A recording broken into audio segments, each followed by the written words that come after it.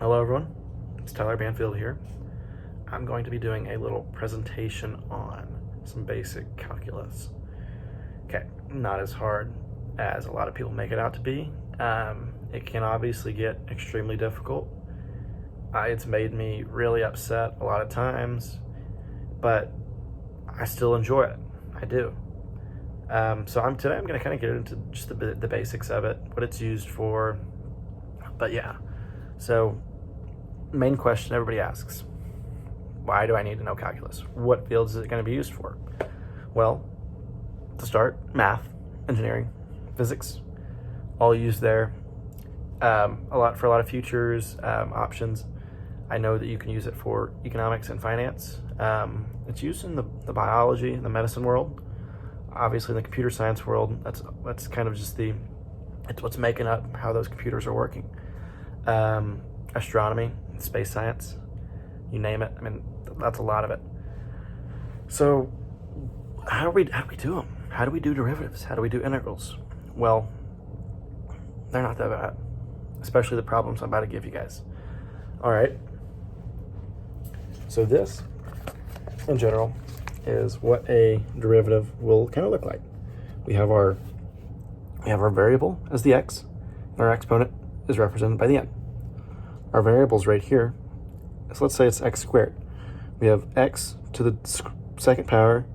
Well, then what we do to take the derivative, we subtract 1 from that exponent. Okay, and then we move the original exponent out up front. All right, here's a little example, because it could just be nonsense what I'm saying to you guys. All right, here is a basic representation of what I just said. So our problem here, I even throw a 1 in there to make it harder. We have x squared plus 1, all right? So here's our little formula right here. All right, so first step is to identify our n's. We have x to the n plus 1 to the n. All right, what are our n's? The n for x is equal to 2. The n for 1 is equal to 1. So what do? We take our x, our 2, we subtract 1 from it, we move the 2 to the front. Then we have our 1, that is the exponent to that 1 is just 1. So it's 1 to the first power, we subtract, it equals 0. All right, what does 1 divided by 0 equal? 0. So our final answer is 2 to the x. 2x, not 2 to the x, because I just did the derivative. All right, and then now, let's take a look at an integral. Here.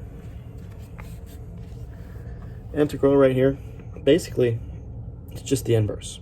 That's all it is. It's the opposite of a derivative. So what do I mean by that? Well, here you go. Instead of subtracting, we're adding now, okay? So, and then we throw a little plus c in there because we have a constant. What's the constant? I don't know. We just know there is one, and that's why we put plus c.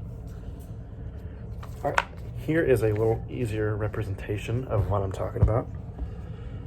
All right, so we have our integral sign, and we have our x. This is a little way we're going to go about it. What we're going to do, we're going to identify our x. We're going to find our n. So, luckily for us, it's just x, or that's the only problem. So we have x to the first power. So n is equal to 1. So what we're going to do, we have x to the 1. We're going to add 1 to it, and what the original n is it going to go on the bottom? Well, since anything that is just a number is already over 1, it's just x to the 1, or x over 1. And so what we're going to do is we're going to add 1 to that as well. And so the answer that we're going to get is x squared over 2 plus c.